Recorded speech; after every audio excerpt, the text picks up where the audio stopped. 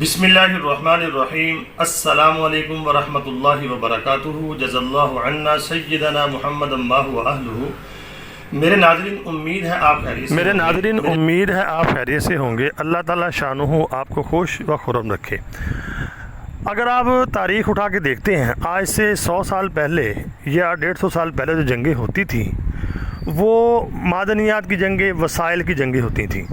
मेरे नाज़रीन, आप जो जंगें मुसलमानों के ऊपर मुसल्लत की जा रही हैं, ये मादनियात की और वसाइल की जंगें नहीं हैं।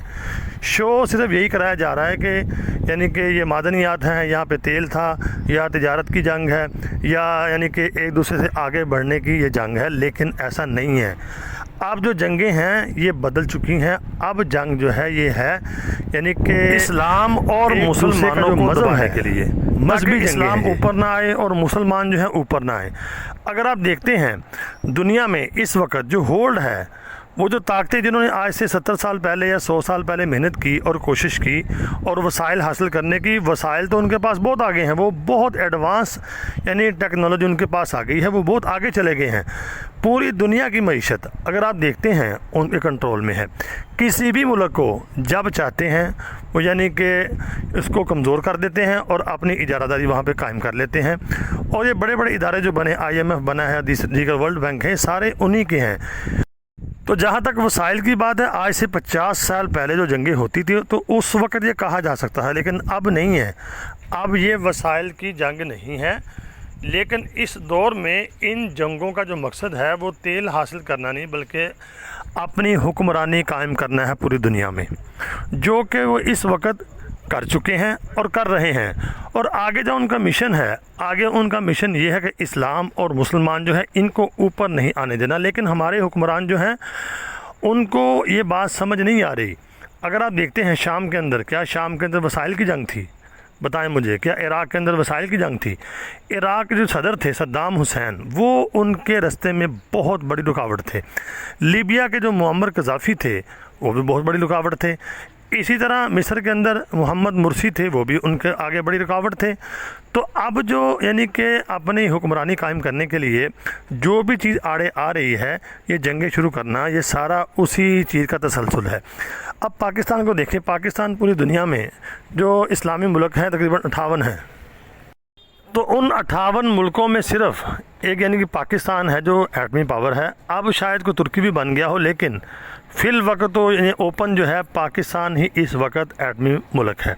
पाकिस्तान के ऊपर जंग मुसल्लत कब की इन्होंने कर देनी थी, लेकिन नहीं कर सके क्योंकि एटमी पावर है। और पाकिस्तान को अंदर से कमज़ोर इतना कर दिया गया है मुआशी लिहाज से, समझ लें कि उनका कंट्रोल हो चुका है। शाम को बहुत बड़ा खित्ता था, उसको तबाह कर दिया, इराक़ को तबाह कर दिया, और अब तुर्की के ऊपर उनकी नज़रें हैं। तुर्की तो इससे ये बात अब साबित हो रही है कि वसाइल के ऊपर कब्ज़ा करना वो तो उनका हो चुका है। अब जंग है हुक्मरानी की।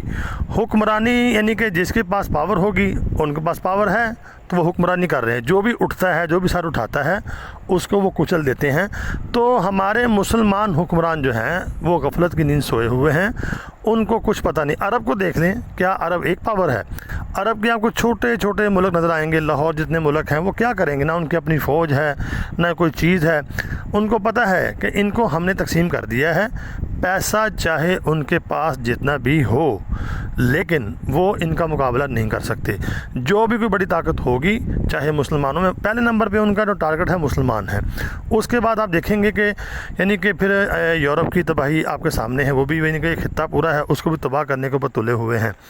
तो मेरे नाज़रीन, ये जो जंगें हैं इस ज़माने की, ये जंगें वसाइल पे कब्ज़े की जंगें नहीं है, बल्कि हुक्मरानी की जंग है। और इंशाअल्लाहुल अज़ीज़ हुक्मरानी तो इस्लाम की होगी अल्लाह के फ़ضل से। अल्लाह कुरान में फरमाता है, इनिल हुक्मु इल्ला लिल्लाह, कि हुक्म तो अल्लाह का ही चलेगा, जो मर्ज़ी ये कर लें। इस वक्त शैतानी ताकतें पूरा ज़ोर लगा रही हैं, और ये सारा कुछ किसके लिए हो रहा है? ये दज्जाल के लिए हो रहा है। दज्जाल आएगा तो उनका नज़रिया ये है कि हमारी पूरी दुनिया में यानी कि हुक्मरानी होगी, लेकिन ऐसा होगा नहीं। अल्लाह रब्बुल आलमीन से दुआ है, अल्लाह रब्बुल आलमीन उम्मत मुस्लिमा की खैर फरमाए। दुआओं में ज़रूर याद रखना। अस्सलामु अलैकुम।